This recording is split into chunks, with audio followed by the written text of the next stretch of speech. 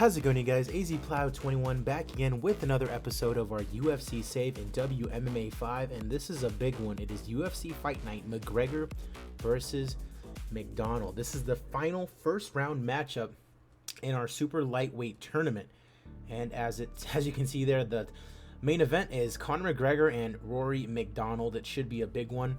Hopefully you guys are excited for it. I'm AZPlow21. Be sure to leave a like on the video, subscribe to the channel, follow me on Twitch so you can see when I go live. All that good stuff. Links are down in the description below. Let's go ahead and get started with this one. Jimmy TEW, how's it going? You got me into this game and I thank you for it. It's a very exciting game. It's kind of like the TEW series, just on the MMA side of things. But yeah, I enjoy it very much, as you can tell by this being, I think, the 140th or so episode of this series. It's crazy how long it's been going, but it will continue to keep going on. RBM, I see you, my man. Hope you're having a good day, Blake. Let's go ahead and get this started. Show taking place in Ireland. So obviously, big advantage here for Conor as he takes on Rory MacDonald in our main event tonight. I can't remember who the winner of this fight is taking on in the quarterfinals, but it is for a spot in the quarterfinals. Jordan Young taking on Julius Anglicus in the light heavyweight division. Young, an inch taller, 14-3, the odds-on favorite, and he gets a unanimous decision victory over Julius Anglicus here today. Moving on, as Jordan Young shows some respect, we have Bruno Silva taking on, Gagji Antigulov. Very good. Basically a pick'em between these two of them. Both -110 betting lines for them. Silva's 21-8.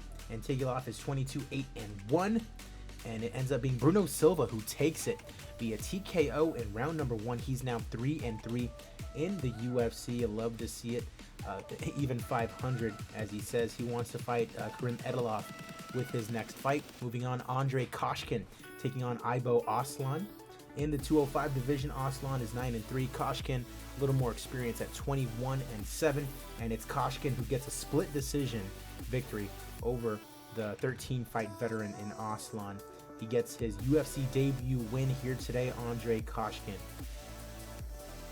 Moving on, Mohamed Daris taking on Zumana Cisse. In the heavyweight division, Daris is 14-2 at 6 foot, and Cisse at 5'11", 265. Big boy is 14-4. You see who's going to be on PFL 4? Is it PFL 4? I watched the first episode of PFL last Friday while I was in Jacksonville, and that's another thing. I had a pretty great time in Jacksonville. Maybe I'll put a little video together to kind of show what I did over there. But it was a lot of fun. Crazy time. PFL 4 though. Who's going to be on PFL 4? As Mohamed Daris takes on Cisse, and it's Cisse who wins via unanimous decision in round number 3, now 15-4. Praises the toughness of his opponent. As we move on to the welterweight division, Maxim Butorin taking on Bruce Soto. Butorin an inch taller and an odds-on favorite against the 33-year-old today, and it is Butorin who wins via unanimous decision. As we move right along in our prelim, Pac-Man Ronaldo Candido taking on Christopher Carpenter. And I think this is a regen fighter, if I'm not mistaken. It is. So this is one of the first regen male fighters that we've actually had. And he's a flyweight, not very surprising, but surprising that he hasn't been placed in WEC, honestly. Just because he seems like a perfect candidate to get sent to WEC, but it probably just slipped through the cracks and I ended up scheduling him. So he faces off with Ronaldo Candido, and it is Christopher Carpenter. Christopher Carpenter who gets the unanimous decision victory. One prospect who's making her MMA debut. Oh yeah, I know what you're talking about. Crap, why can't I think of her name right now? Clarissa Shields. Yeah, Clarissa Shields, gold medalist in boxing. But yeah, that should be interesting because they're kind of lining her up to fight Kayla Harrison in the near future, provided that Kayla Harrison does her thing as well. Christopher Carpenter, a regen fighter, getting a win in his UFC debut. You love to see it. Jamie Alvarez taking on Ryo Hata. In the flyweight division, Alvarez is 10-2, Hata is 19-7, and it is Ryo Hata getting a first-round TKO victory over Jamie Alvarez. Now 5-1 in the UFC, looking to be a very, very good flyweight contender in the near future. The 31-year-old Hata. Poliana Botelho taking on Fumiko Noguchi. In the flyweight division, Botelho is 8-6, Noguchi is 7-2. A huge underdog against Botelho, but apparently without reason, as she wins via split decision in her UFC debut, coming in from Invicta after a 7-2 record, gets a nice win, and Botelho might get sent down to Invicta after falling to 8-7. Moving on, Itsuki Hirata taking on Seo Hee Ham. Gluttony, how's it going, my man?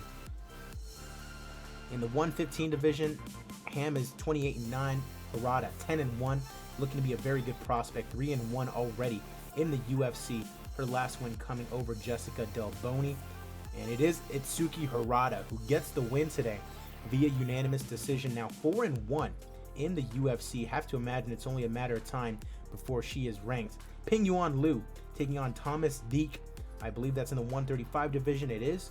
Liu 18-6, Deek 22-11, 1-1. Very experienced fighter, I guess we'll say. Coming off a loss to Soo Chul Kim.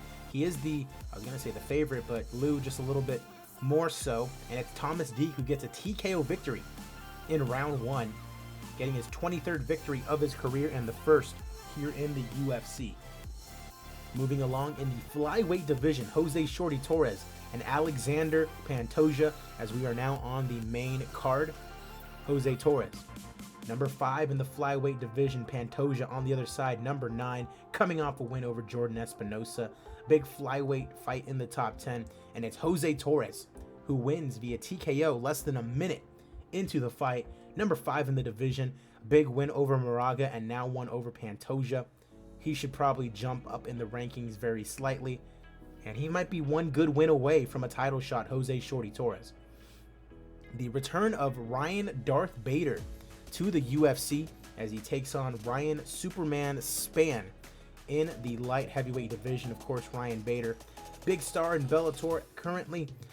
He's coming back, not in the best way. He's lost 2 out of his last 4. So it's not like he's coming in a blaze of glory, but he does get an opportunity against the number 12 ranked Ryan Spann. Spann coming off a win over Phil Davis. And Bader is the big favorite here, and he does knock out Ryan Spann. A battle of the Ryans, if you will. Ryan versus Ryan, exactly. And Darth Bader wins. 30th win of his career, and a big welcome back to the UFC. And he's calling out Vadim Nemkov. I don't know if he's faced him in Bellator yet. He probably has. I know in real life he has, but I'm not sure in game if he has. Moving on, Dustin Poirier taking on Thiago Moises. And Poirier is a big favorite in this fight. Moises, you see, number 14 in the division, coming off 4 straight wins, but this is a very, very tough test for him as he faces off against the Diamond, coming off a win over Yancy Medeiros in his last fight. Meanwhile, Dustin Poirier has not had the best time in this save, but after losing to Gregor Gillespie for the title, another loss to Mark Giacheshi. Thoughts on what happened to Weidman? I was there live for that. It was not pretty. TJ, how's it going, my man? But yeah, that was tough. Having to see Weidman just destroy his leg like that, it was not pretty. And the thing is, we heard it in the crowd. When I heard the initial kick, I thought, ooh, that sounded really loud. I thought it was just a really good leg kick.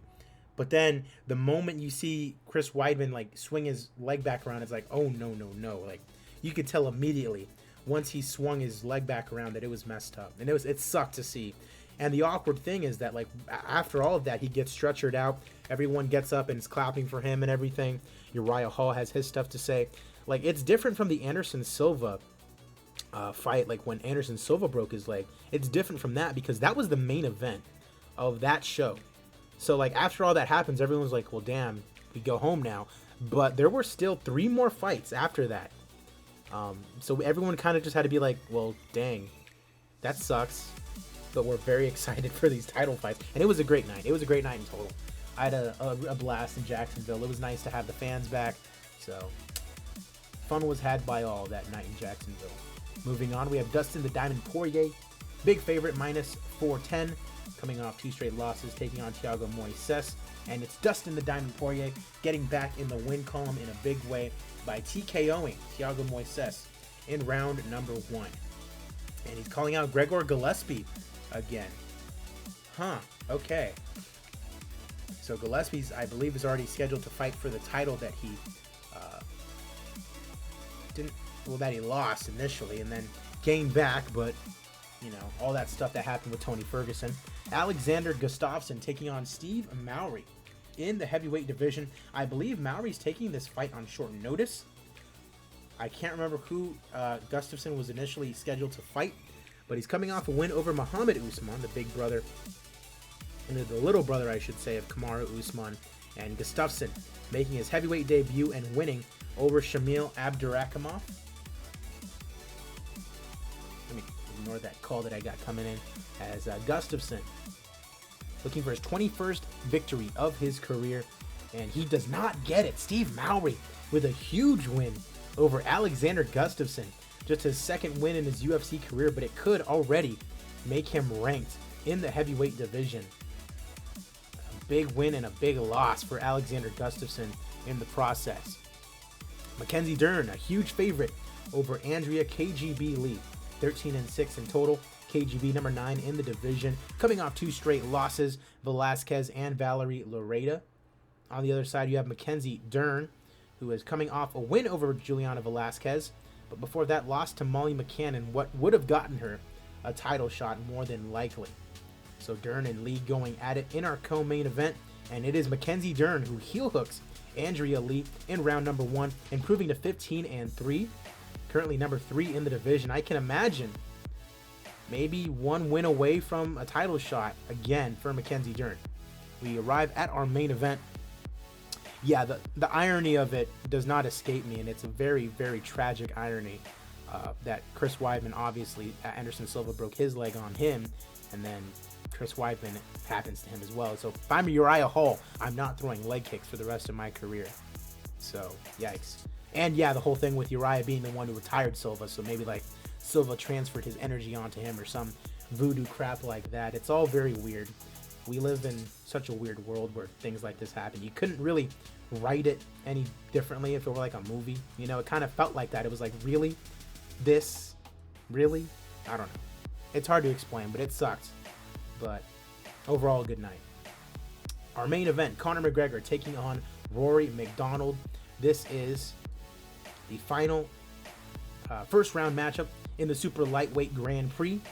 I cannot remember who the winner of this one is facing, but we will find out. I think it's Mike Perry, actually, but we will make 100% sure of that when this main event has concluded. McGregor, actually, let me go ahead and stop that as we take a look at Rory MacDonald. Coming off a loss to Jorge Masvidal, before that beat Tim Means. On the other side, you have Conor McGregor coming off a loss to Kevin Lee, beat Nate Diaz in the trilogy, lost to Gregor Gillespie for the title. And Gluttony says he has McDonald. Interesting. I feel like Conor will win, but then again, that's why we're here. It's our main event in Ireland. A big roar from the crowd as McGregor gets ready. McGregor does not touch gloves because he's a very mean person. McGregor misses a jab, hits a, oh no, already. McGregor tries to knee MacDonald after striking him with a left. Might have had him dazed a little bit. McGregor pressuring Donald. Counter left hand for MacDonald. Both fighters meeting in the center. 2 minutes into the first round. Counter left hand for Rory. Nothing really going on as we are halfway through. Conor probably winning this first round. Final minute of the first round. MacDonald hits a counter left hand. McGregor with a straight left. McGregor trash talking Rory MacDonald. Low kick. Uh-oh, someone might have broken a hand. Hold on, I want to go back. Someone broken a hand. Judging from his reaction, McGregor may have broken hand after landing that last punch. Yikes. So McGregor, with possibly only one hand, still has 4 rounds left to go. against Rory MacDonald. That is a very, very, very big deal as round 2 begins. Last second avoiding a strike. McGregor's trying to slow down already. Right hook, right kick to the body. Very interesting to see how McGregor, answers here. Right hook gets ducked. Also, McGregor and MacDonald, the winner of this fight, has to fight Mike Perry soon. Oh, McGregor can't stop a takedown. Uh-oh, gets his back. MacDonald trying to get a rear naked choke in. This could be very dangerous for Conor. Several shots. MacDonald has his back. Round 2 ends, and I believe MacDonald took it. Very interesting considering McGregor more than likely has a broken hand. Probably can't defend the takedown as well as he would want to. So, I mean, at this point, it's kind of survival mode really for McGregor, but I mean, anything can happen. MacDonald looking to grapple. Uh-oh, MacDonald slams him, ends up in half guard. Looking to get free is MacDonald, scrambling for position. Uh-oh, McGregor on his back. Hopefully MacDonald doesn't take his back. Nearly getting in a rear naked choke in that second round. Trying to set up a Darce choke, but he can't get it. Dirty boxing. More dirty boxing here. McGregor is very tired as round 3 comes to a close. And I believe it's 2-1 MacDonald. Back underway. Hook attempt. McGregor trying to force a striking exchange. But if you're MacDonald, you're probably trying to wrestle. As boring as it may be, that might beat Conor McGregor. Both coming together to strike. Left hand gets blocked. Nails a right cross. Good right hand for MacDonald. McGregor can't score with a kick to the body. They collapse into the clinch. Both guys are very tired. Halfway through round number 4. Both guys' hands starting to lower it a little bit now. Moving in to engage. Hits a good right hand. McGregor nails the left cross. McGregor coming back in a little bit. Maybe he took this 4th round. Left hand blocked. McGregor does not look like he has a lot to give. Both guys are running out of gas. Apparently went to MacDonald. So McGregor looking like he might need a stoppage. It comes down to the wire here. This is round number 5 of our main event. Conor McGregor and Rory MacDonald. And McGregor gets taken down yet again by MacDonald. If it stays this way, it looks like Rory MacDonald will be going on to the quarterfinals of the Super Lightweight Grand Prix. MacDonald, more than halfway through round number 5 now. It's not looking likely for Conor McGregor. Occasional short punches. Keeping McGregor up against the cage, and I think that's going to do it. Ladies and gentlemen, the fight is over, and MacDonald more than likely won that round. Ladies and gentlemen, all 3 judges have scored the contest 49-46 in the country of Ireland, declaring the winner by unanimous decision, Rory Red King MacDonald. Beats Conor McGregor, but every Conor fan's going to be like, well, he broke his hand. We'll never know. That kind of thing.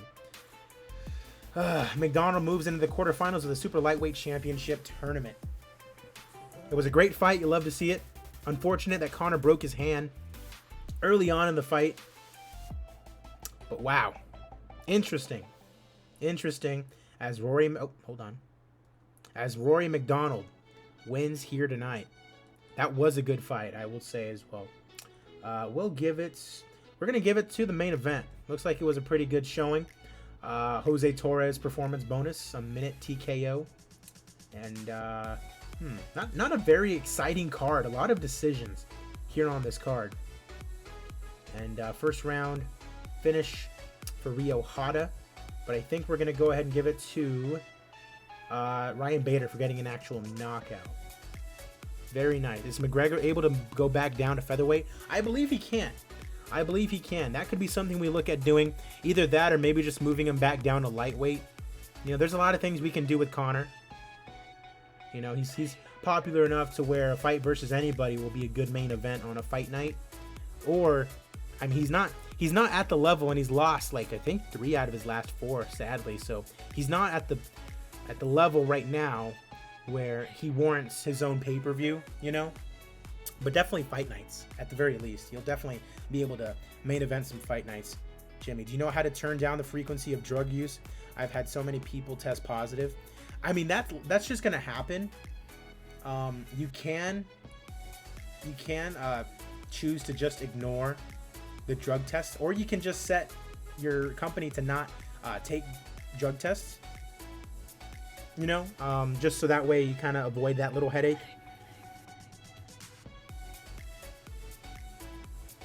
Because when you make a card, like when you try to add a show, you have the option of not doing drug tests, and that won't make your company as credible as you would like it to be. But if that's a thing that you're worried about, like for sure, then I'd recommend probably just setting drug testing to off.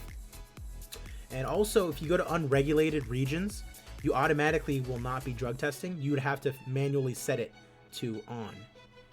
So like if you go to like, I think even Brazil doesn't do drug testing, but if you go to like Africa or like Asia, they don't drug test like automatically. Only regulated regions will automatically drug test. But anyways, we're going to update our rankings, take a look at our emails, and then we will go ahead and tell you what's next for the series. Should be a pretty good one. Let's see what Blake has to say. I think if we want McGregor to get some more wins, a move to featherweight would do the trick and be pretty interesting. That's a very good take. We'll have to consider it. So let's go ahead and take a look at our rankings as we update it here. Curtis Blades moving up. Alexander Gustafsson moving down to number 14. Steve Mowry in at number 24. That always confuses me a little bit, how when there's a big upset, obviously the guy that loses will go down, but the guy who caused the upset won't really go into the rankings either at all, or he'll be at like number 24 like Mowry is. Sucks, but I mean, I guess it's kind of the game saying it was kind of a fluke almost. Not sure. Ryan Bader moves up into the top 10. Span down to number 17. Nothing at middleweight or welterweight. At super lightweight, we have to go ahead and get rid of Conor McGregor. When is Rory MacDonald ready? Because he has to fight Mike Perry. 3 months. That sucks. 2 months, 2 weeks until MacDonald can fight Mike Perry. It's looking like it's going to be a long time before, you know, the super lightweight tournament's going to end. Because we already have one guy in the semifinals, Mark Jakashi. I'm kind of tempted just to move Mike Perry into that semifinal, just to see the tournament like progress more, because 3 months is a long time to have to wait. Because yeah, Moicano lost to Jakashi already, but yeah, so we're gonna have to wait for MacDonald and Perry. Lightweight, Poirier moves up to number 6. Moises down to number 18. At featherweight, Arnold Allen is ranked again. Congrats. Nothing at bantamweight. At flyweight, Jose Torres moves up to number 2. Despite not really, I mean, he's already lost to Inoue, so I don't know why he's moving past him. And it is raining quite hard where I'm living. Hurricane weather, says my girlfriend. Oh yeah, we've actually moved up some women into the featherweight division. Not these two. Don't worry about these two. They're going to be sent down to Invicta. But yeah, so we have a little bit more of a featherweight division now. You know, that's what Invicta is for, to build up these girls to the point where we think that they're ready for, you know, UFC competition. And so yeah, the likes of Dufresne, Kavanaugh, Leah Letziner is back. Janae Harding, Leslie Smith, she's already been in the UFC. Larissa Pacheco, Rena Miura, Jessica Miele, Leah McCourt. And we'll obviously keep adding to this division as well as time goes on. Rada Jiuk is in at number 23. Mura Takami in at number, was that 19 or so? Former Invicta champion. This girl, I don't believe she was an Invicta champion. No, she just 6-0. Gotta love it. Some new blood in the UFC. Always very exciting. Mackenzie Dern moving up to number 2. I believe Loretta is already scheduled to fight Agapova. But what about Dern? 2 straight wins, not over top 15 opponents. She still needs a win over a top 5 opponent, in my opinion, before she gets a title shot. Someone like Jillian Robertson or Montana De La Rosa, maybe. I think that would be pretty good. And well deserving of a title shot as well. Anyways, Lee moves down to number 13. Nothing at strawweight. Alright, so the next time that I see you guys will be for UFC Fight Night Lee versus Usman, taking place in Michigan. Our main event is a quarterfinal in the Super Lightweight Grand Prix. Kevin Lee and Kamaru Usman. Also got Robbie Lawler versus Tyron Woodley. Doo Ho Choi, Mighty Mouse Johnson, Ariane Lipsky in action as well. We are making our way towards UFC 287. Luque versus Thompson 2. That should be a good one. Vicente Luque and Wonderboy Thompson in the main event of that one. Also got Max Holloway and Brian Ortega for the featherweight strap. And Rose Namajunas, who I saw live win the championship once again, facing off with Carla Esparza for the strawweight title. Should be a good one. Hope you guys enjoyed this episode. I'm AZPlayer21. I will see you guys next time.